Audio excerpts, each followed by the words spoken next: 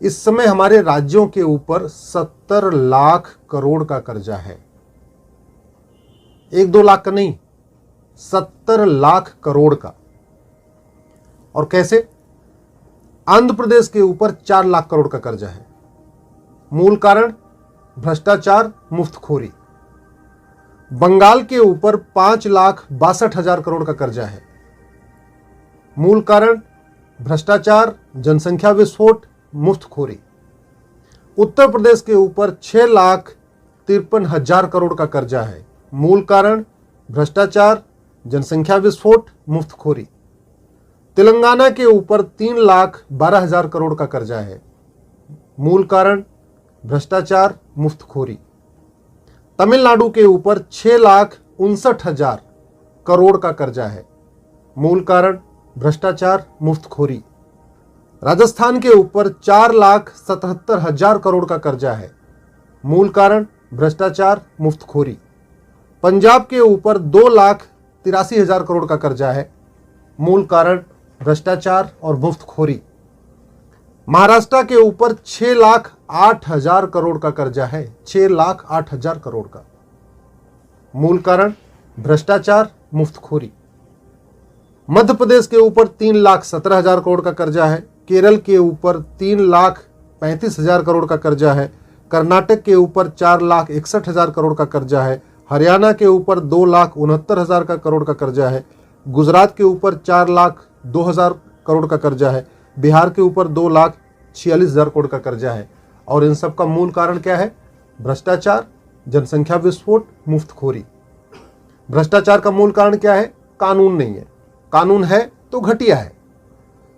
भारत की पूरी सरकार अगर आप देखें तो इनडायरेक्टली पॉलिटिकल पार्टियां कंट्रोल करती हैं। पॉलिटिकल पार्टी तय करती है कौन प्रधानमंत्री बनेगा, कौन मंत्री बनेगा, कौन कैबिनेट मिनिस्टर बनेगा, कौन मुख्यमंत्री बनेगा, कौन राष्ट्रपति बनेगा, कौन राज्यपाल बनेगा। लेकिन पॉलिटिकल पार्टियों को गवर्न करने के लिए कोई कानून नहीं है। 1951 का जो कानून है, 1951 का रिप्रेजेंटेशन ऑफ पीपल एक्ट, उसमें केवल पॉलिटिकल पार्टियों के रजिस्ट्रेशन का क्या प्रोसेस होगा वो लिखा हुआ है। पॉलिटिकल पार्टियां कैसे फंक्शन करेंगी, कैसे फंडिंग होगी, कैसे चंदा लेंगी, उनका मैनिफेस्टो कैसे डिजाइन करेंगी, वो क्या वादे करेंगी, क्या नहीं वादे करेंगी, ऐसा कहीं नहीं लिखा हुआ है। तो इसलिए जो पहली ड्यूटी थी पार्लियामेंट की वो ये थी कि सबसे पहले हम रोल्स रिस्पॉन्सिबिलिटीज पॉलिटिकल पार्टियों की डिफाइन करें।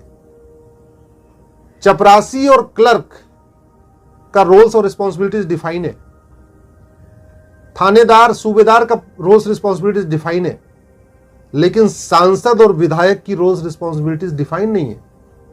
और सांसद विधायक तो छोड़िए, जो पूरा गवर्नेंस कंट्रोल करने वाली पॉलिटिकल पार्टी है उसकी भी रोल्स रिस्पॉन्सिबिलिटी डिफाइन नहीं है। इसलिए वो अनकंट्रोल्ड है। कोई कुछ भी वादे करता जा रहा है। उदाहरण के लिए अभी पंजाब में आप देखिए इलेक्शन चल रहा है। कर्जा पंजाब के ऊपर लगभग 2,82,000 करोड़ का है और इसके बावजूद 2,83,000 करोड़ का है पंजाब के ऊपर। इसके बावजूद आम आदमी पार्टी कह रही है हम हर महीने 1,000 रुपए देंगे, कांग्रेस कह रही है हम हर महीने 2,000 रुपए देंगे। कहां से देंगे? पहले तो ऑलरेडी पॉपुलेशन पंजाब की लगभग लगभग 2.25 करोड़ है पॉपुलेशन, और 3.25 करोड़ के आसपास कर्जा हो गया।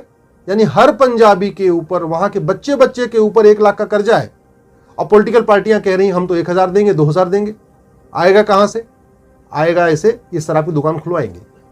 ये इनका एक ही फंडा है, सत्ता में जीत आ जाओ, पैसा है नहीं तो पैसे इकट्ठा करने के लिए शराब की दुकानें खुलवाओ। पंजाब जो उड़ता पंजाब बना है, झूमता पंजाब बना है, उसका सबसे बड़ा कारण यही था। मुफ्तखोरी को बढ़ाया, सरकारी खजाने को लूटा, और जब जब पैसे की जरूरत पड़ी सरकारी अपना शराब की दुकान खुलवा दिया। दिल्ली में यही हो रहा है। दिल्ली जिसकी जनसंख्या लगभग 2 करोड़ के आसपास है, उसके ऊपर 20,000 करोड़ का कर्जा है। इसके बावजूद पूरी दिल्ली में मुफ्तखोरी चल रही है। मुख्यमंत्री कभी कुछ मुफ्त के वादे कर रहे हैं, कभी कुछ मुफ्त के वादे कर रहे हैं, कभी कुछ वादे कर रहे हैं। और फिर नतीजा देखिए सबके सामने आ गया। 900 शराब की दुकान खुलवाने जा रहे हैं। यानी हर मोहल्ले में 3-4 शराब की दुकान खुलेगी। हमारी युवा पीढ़ी शराब पिएगी, नशेड़ी होगी, माँ बाप से झगड़ा करेगी, माँ बाप की बात नहीं मानेगी, माँ बाप पैसा नहीं देंगे, माँ बाप से मारपीट करेगी, स्वास्थ्य खराब होगा, शराब पीने के बाद हॉस्पिटल उसको माँ बाप को ले जाना पड़ेगा, पढ़ाई लिखाई ठीक से करेगा नहीं, आवारागर्दी करेगा, कल को हो सकता है अपराध में भी चला जाए। तो पॉलिटिकल पार्टियां केवल सत्ता की खातिर मुफ्तखोरी को बढ़ा के हमारे देश को बर्बाद कर रही है, अर्थव्यवस्था को बर्बाद कर रही है, हमारी संस्कृति को बर्बाद कर रही है, पूरे हमारे कल्चर को बर्बाद करती चली जा रही है। इसीलिए मैंने ये PIL फाइल किया। माननीय सुप्रीम कोर्ट ने हमारी PIL को समझा और उसको बहुत इंपॉर्टेंट माना। इसीलिए केंद्र सरकार के कानून मंत्रालय और चुनाव आयोग को इस पे उन्होंने नोटिस जारी किया है, 4 हफ्ते के अंदर जवाब मांगा है, 25 फरवरी को इस पर फिर सुनवाई होगी। हमारा यह कहना है कि पॉलिटिकल पार्टी के पास चुनाव चिन्ह देने की पावर है, तो ये इंप्लाइड है, एक इनहेरेंट पावर होती है ये हमेशा से कि जिसके पास जो कुछ देने की पावर होती है उसके पास वो लेने की भी पावर होती है। इलेक्शन कमीशन के पास इलेक्शन सिंबल देने की पावर है, इसलिए इलेक्शन कमीशन के पास इलेक्शन सिंबल लेने की भी पावर है। इलेक्शन कमीशन के पास पॉलिटिकल पार्टियों का रजिस्ट्रेशन करने की पावर है, इसलिए इलेक्शन कमीशन के पास पॉलिटिकल पार्टियों को डीरजिस्टर भी करने की पावर है। लेकिन इलेक्शन कमीशन क्या कर रहा है? सफेद हाथी बना हुआ है, सिंबल दे तो रहा है, सिंबल ले नहीं रहा है, रजिस्ट्रेशन कर तो रहा है लेकिन डी रजिस्टर नहीं कर रहा है।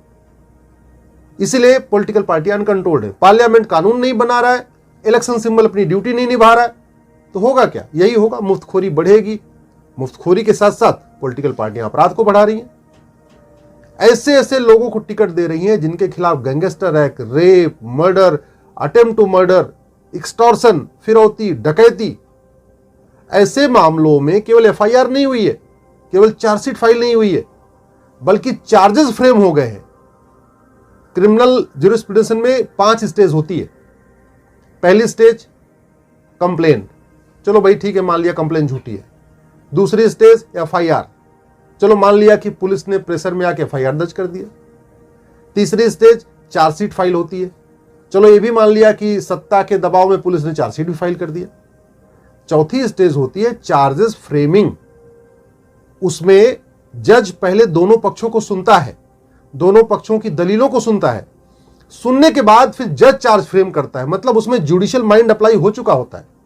चार्जशीट फाइल करने में जुडिशियल माइंड अप्लाई नहीं है, चार्जशीट फाइल तो पुलिस करती है, लेकिन जो चार्जेस फ्रेम होते हैं उसमें जुडिशियल माइंड अप्लाई हो चुका होता है, जज दोनों पक्षों को सुन चुका होता है। इसलिए कई बार ऐसा भी होता है कि पता चला पुलिस कह रही कि भाई आपको 5 धाराओं में आपके ऊपर चार्जशीट फाइल हम 5 चलना चाहिए, लेकिन जज ने अपना जुडिशियल माइंड अप्लाई किया, उसमें 3 धारा निकाल दिया। कई बार ऐसा भी होता है कि पुलिस ने चार्जशीट में वो धारा नहीं लगाई जो लगनी चाहिए थी, तो कोर्ट के पास पावर होती है अपना जुडिशियल माइंड अप्लाई करके कहता नहीं जी आपने ये धारा तो लगाई नहीं।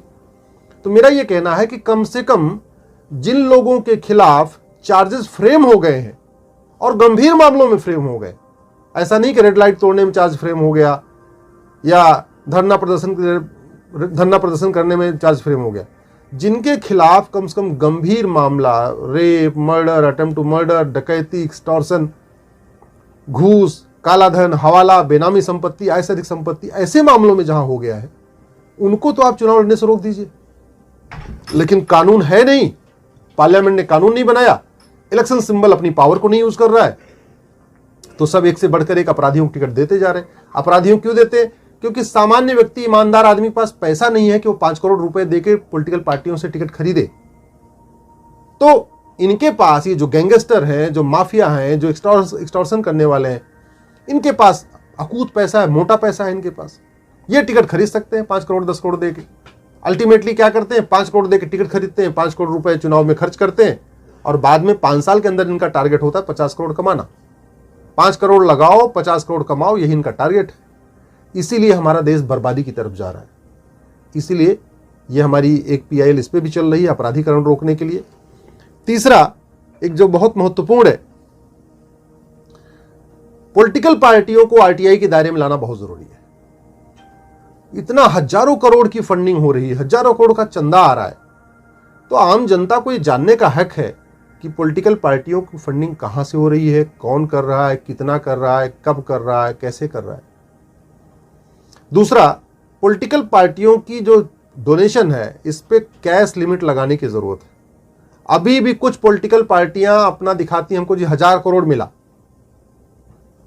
और उसमें कहती हैं हमको 900 करोड़ तो जी कैश में मिला, और कैश में कैसे मिला, वो 20,000 रुपए से कम मिला, हमने काउंट ही नहीं किया। अभी नियम क्या है कि जब 20,000 रुपए से कम कोई देगा तो उसको अपना नाम बताने की जरूरत नहीं है, वो दे सकता है, ऐसे ही दे सकता है। तो ऐसी सिचुएशन में अब टाइम आ गया है कि कैश ट्रांजैक्शन, जो कैश डोनेशन है, इसकी लिमिट सेट हो, पॉलिटिकल पार्टियों को आरटीआई के दायरे में लाया जाए, और जो सबसे महत्वपूर्ण है कि पॉलिटिकल पार्टियों को रेगुलेट करने के लिए एक कानून बने। उससे भी ज्यादा जो महत्वपूर्ण है वो ये है कि कम से कम मिनिमम क्वालिफिकेशन तो सेट हो। चपरासी के लिए, ड्राइवर के लिए मिनिमम क्वालिफिकेशन तय हो चुकी है, कांस्टेबल के लिए मिनिमम क्वालिफिकेशन है, सबके लिए मिनिमम क्वालिफिकेशन है। लेकिन जिसको कानून बनाना है, जिसको संविधान को पढ़ना है, संविधान की बारीकियों को समझना है और फिर कानून बनाना है, उसके लिए कोई मिनिमम क्वालिफिकेशन नहीं है। हो क्या रहा है, मंत्री जी अपना घर बनाते हैं तो कम से कम 10 नए नए घर देखते हैं, और जो सबसे बढ़िया उनको घर लगता है उसकी नकल करके अपना घर बनाते हैं। कई बार ऐसा भी होगा कि 10 घर देखेंगे मंत्री जी, किसी घर का ड्राइंग रूम पसंद आएगा, किसी का बेडरूम पसंद आएगा, किसी का किचन पसंद आएगा, तो जहां से जो पसंद आता है उसको जोड़ के एक नया अपना घर बना लेते हैं। लेकिन जब कानून बनाना होता है तब नहीं कहते भैया जरा सिंगापुर वाला कानून देख लो, फ्रांस वाला भी देख लो, अमेरिका वाला भी देख लो, कहां पे कौन सा अच्छा चल रहा है। क्यों? क्योंकि वो मिनिमम पढ़ाई लिखाई उनकी है नहीं, उनका तो कानून से कोई बहुत दूर, वो तो कानून तोड़ने वाले थे, वो कानून तोड़ते थे अब तक, अब एकाएक कानून निर्माता बन गए। इसलिए अपराधीकरण रोकने के साथ साथ मिनिमम क्वालिफिकेशन, एक कम से कम ग्रेजुएशन तो होना ही चाहिए। आदमी पढ़ ले, आदमी समझ ले, अदरवाइज तो फिर वहां पे उसको बाबू, जो सरकारी नौकरशाह है, जो आईएएस बना है, उसको जो समझाएगा उसको वही समझ में आएगा, उसके पास अपना खुद का कोई दिमाग नहीं होगा। बाबू जो उनको समझाता जाएगा वो समझता चला जाएगा। इलेक्शन रिफॉर्म बहुत लंबे समय से पेंडिंग है। वेंकटचलिया कमीशन, गोस्वामी कमेटी, दुनिया भर की कमेटी जब तक इस पर रिपोर्ट दे चुकी है। एक जो सबसे महत्वपूर्ण अब आज के जमाने में ट्रांसफॉर्म करने की जरूरत है, वो ईवीएम को ट्रांसफॉर्म करने की जरूरत है। जब बैलेट चला था तो उस पर जो सिंबल दिया गया था, उसका पर्पस केवल इतना था कि 1950 के दशक में लोग पढ़े लिखे नहीं थे, तो पढ़े लिखे नहीं थे तो बड़ी दिक्कत होती थी कि वो वोट दें कैसे, क्योंकि अगर नाम लिखा रहेगा केवल कैंडिडेट का तो पढ़ नहीं पाएंगे। और नाम मान लीजिए 4 लिखा हुआ है, अरविंद कुमार के 4, अरविंद कुमार, अरविंद कुमार, अरविंद कुमार 4 लिख दिया, तो फिर वो कैसे तय करेंगे कौन से अरविंद कुमार को हमें टिकट वोट करनी है। इसलिए हुआ भाई ठीक है, पार्टी का सिंबल भी रख देते हैं। लेकिन इस पार्टी के सिंबल का नुकसान ये हो रहा है कि पॉलिटिकल पार्टियां जिसको मन मर्जी उसको दे रही हैं। उस विधानसभा क्षेत्र में अच्छे अच्छे कैंडिडेट होते हैं जो वास्तव में जनता की सेवा करते हैं, उनको टिकट नहीं देती हैं, पैरासूट उतार देती हैं, किसी अपराधी को टिकट दे देती हैं। क्योंकि वोटिंग सिंबल देख के हो रहा है तो सिंबल पर उनकी मोनोपोली हो गई है। अब वो गुंडे को टिकट दें पॉलिटिकल पार्टी, या बदमाश को दे, किसी लुटेरे को दे, किसी डकैत को दे, लोग मजबूर हैं उस सिंबल को देख के टिकट देने के लिए। अगर इस सिंबल की बजाय सिंबल हटा दिया जाए और कैंडिडेट का नाम, उसकी एज, क्वालिफिकेशन और उसकी फोटो, इतनी चीज हो, क्योंकि अल्टीमेटली जो व्यक्ति को चुनना है वो अपना कैंडिडेट चुनना है, सिंबल नहीं चुनना। उसके क्षेत्र में जो काम होगा वो पार्टी का सिंबल थोड़ी करेगा, वो तो वो व्यक्ति करेगा जिसको उसने चुना। उदाहरण के लिए अगर अभी ईवीएम पे क्या होगा कि नाम होता है और फोटो चुनाव चिन्ह होता है, उसकी जगह अश्विनी कुमार उपाध्याय, उम्र, एलएलबी और फोटो ये हो, तो जिसको लगेगा हमारे उस क्षेत्र में, हाँ भाई ठीक है फला कैंडिडेट बहुत अच्छा है, हमें इसको देना है, ये पढ़ा लिखा है, सोशल एक्टिविस्ट है, जनता के बीच में रहता है, हमारे दुख दर्द में शामिल होता है, हम इसको जिताएंगे। अभी क्या हुआ, अब पॉलिटिकल पार्टी ने किसी एक ने चोर को दे दिया, एक ने लुटेरे को दे दिया, एक ने डकैत को दे दिया, एक ने माफिया को दे दिया। सिंबल के आधार पे इलेक्शन हो रहा है तो मजबूर है उन्हीं में से किसी को चुनने के लिए। अच्छा कैंडिडेट जो है भी इंडिपेंडेंट वाला, उसकी उतनी रीच नहीं हो पा रही है, लोग मजबूर हैं सिंबल पे। इसलिए मैं कह रहा हूं कि अगर हम सिंबल को हटा दें और व्यक्ति की फोटो को ही उसका सिंबल बना दें तो पॉलिटिकल पार्टियां मजबूर हो जाएंगी उस विधानसभा में अच्छे अच्छे लोगों को ढूंढने के लिए। अभी उल्टा होता है, अच्छे अच्छे कैंडिडेट पॉलिटिकल पार्टी के ऑफिस का चक्कर लगाते रहते हैं, जी हमको टिकट दे दो, हमको टिकट दे दो, हमको टिकट दे दो। उसके बाद भी जो बॉस होता है, आला कमान, उसको जिसको मन मर्जी करता है वो दे देता है, बेच देता है।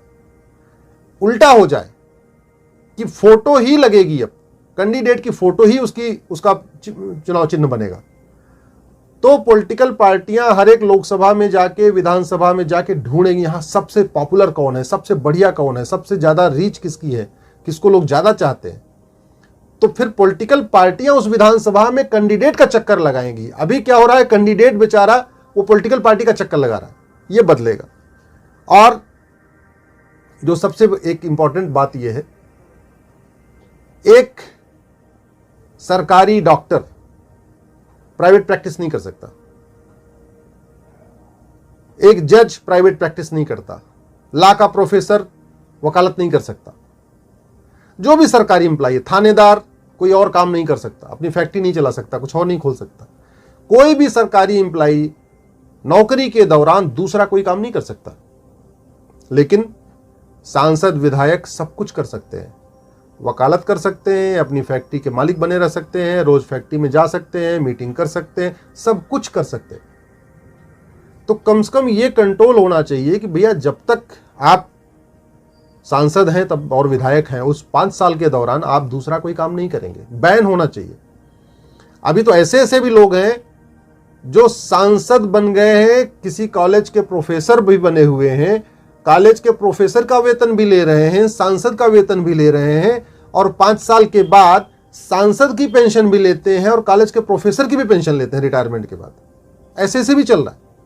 मैं कई ऐसे लोगों को जानता हूं जो पेंशन भी ले रहे हैं सांसद का, विधायक का, और अपने जो कभी वो टीचर थे या कुछ और थे उसकी पेंशन भी ले रहे हैं। जबकि सामान्य व्यक्ति के लिए एक पेंशन नहीं मिल रही है, वहीं सांसद विधायक को 2-2 पेंशन मिल रही है। ये बंद करने की जरूरत है, और वो तभी हो सकता है कानून बने, और कानून तभी बनेगा जब अच्छे लोग आएंगे। अच्छे लोग तभी आएंगे जब अच्छा कानून होगा। बड़ी सीधी सी बात है। आखिर सिंगापुर में, अमेरिका में, फ्रांस में वहां गुंडे बदमाश हैं, ऐसा नहीं वहां गुंडे बदमाश नहीं है, लेकिन वहां के गुंडे बदमाश जेल में है। हमारे यहां गुंडे बदमाश संसद विधानसभा पहुंच रहे हैं, हमारे यहां गुंडे बदमाश चुनाव लड़ रहे हैं। क्यों? कानून घटिया है। उनका कानून अच्छा है इसलिए गुंडे बदमाश जेल में है, हमारा कानून घटिया इसलिए हमारे गुंडे बदमाश चुनाव लड़के सांसद विधायक बन रहे। और एक जो सबसे महत्वपूर्ण बात है, कानून जितना अच्छा होगा, इलेक्शन रिफॉर्म जितना इफेक्टिव होगा, उतने अच्छे लोग जाएंगे संसद विधानसभा में। जितने अच्छे लोग संसद विधानसभा में जाएंगे उतना अच्छा कानून बनेगा।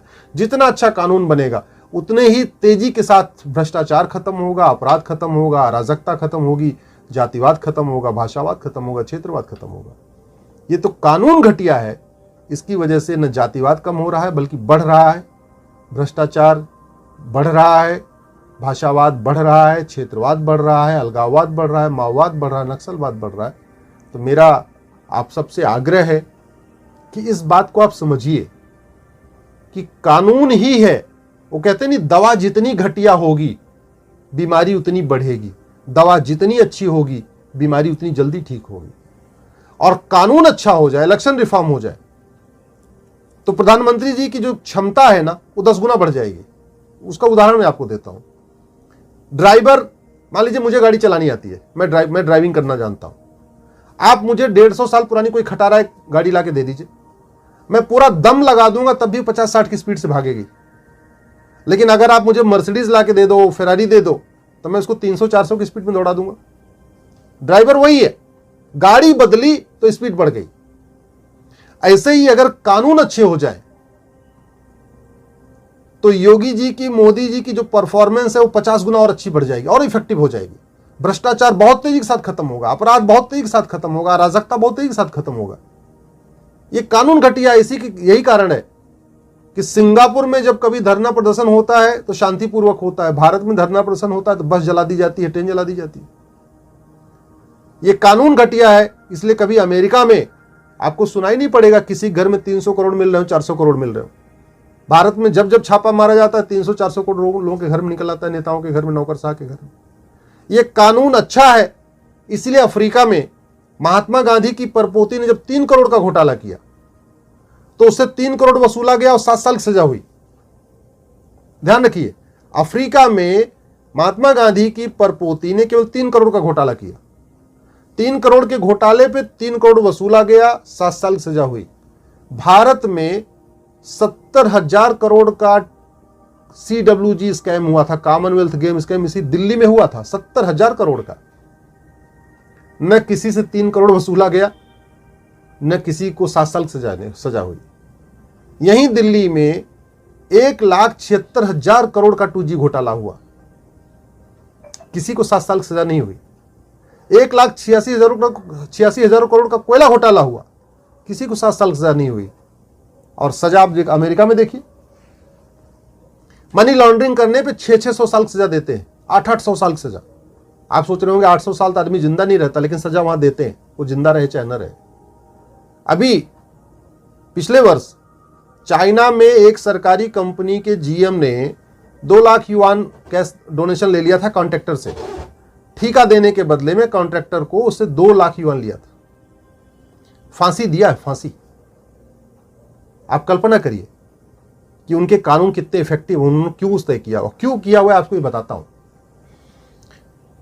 विकसित देशों का यह मानना है, सिंगापुर, अमेरिका, फ्रांस, चाइना वगैरह का, कि एक बार मर्डर पे तो माफी दी जा सकती है, क्योंकि कई बार मर्डर भी अनप्लान्ड हो जाता है।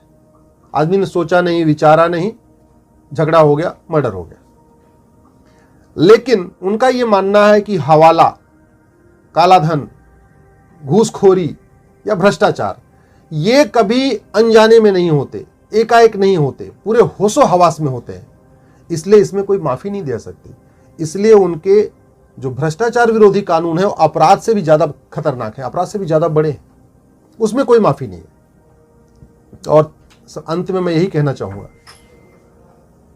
अमेरिका इसलिए डेवलप हुआ कि उसने कानून अच्छा बनाया। अमेरिका के कानून इसलिए अच्छे नहीं हैं कि अमेरिका विकसित देश है, अमेरिका विकसित देश है क्योंकि उसने अच्छा कानून बनाया। सिंगापुर बहुत हमसे पीछे था, फ्रांस हमसे बहुत पीछे था, चाइना हमसे बहुत पीछे था, वो विकसित हो गए। क्यों? अच्छा कानून बनाया तो सिंगापुर विकसित हो गया, अच्छा कानून बनाया फ्रांस डेवलप कर गया, अच्छा कानून बनाया चाइना डेवलप कर गया। कानून जितना अच्छी होगी अच्छा होगा, व्यवस्था उतनी अच्छी होगी, व्यवस्था जितनी अच्छी होगी गरीबी, भूखमरी, कुपोषण, प्रदूषण, अपराध, भ्रष्टाचार उतना ही कम होगा। देश में पिछले 24 घंटे में कोरोना संक्रमण के 28,918 नए केस मिले हैं, जिसमें 82,000 मरीज ठीक भी हुए हैं, जबकि 513 लोगों की कोरोना संक्रमण से जान गई। पिछले एक हफ्ते यानी 8 फरवरी से कोरोना संक्रमण के मामले लगातार कम हो रहे थे, लेकिन बीते दिन इसमें बढ़ोतरी हुई है। सोमवार के मुकाबले मंगलवार को करीब 1500 केस ज़्यादा आए हैं, मौतें भी ज़्यादा हुई हैं। कोरोना संक्रमण से जान गंवाने वालों की संख्या में भी 2 दिन बाद बढ़ोतरी हुई है। रविवार और सोमवार को कोरोना से जान गंवाने वालों की संख्या 350 के करीब रही, जो बुधवार को बढ़कर 500 से ज़्यादा हो गई। हालांकि सोमवार के मुकाबले मंगलवार को ठीक होने वालों की संख्या में इजाफा हुआ है। सोमवार को 82,817 लोगों ने इस बीमारी को मात दी है, जबकि बीते दिन 82,916 लोग ठीक हुए हैं। तीसरी लहर में पहली बार एक्टिव केस 3.61 लाख से कम है। फिलहाल देश में 3,61,000 लोग कोरोना का इलाज करा रहे हैं।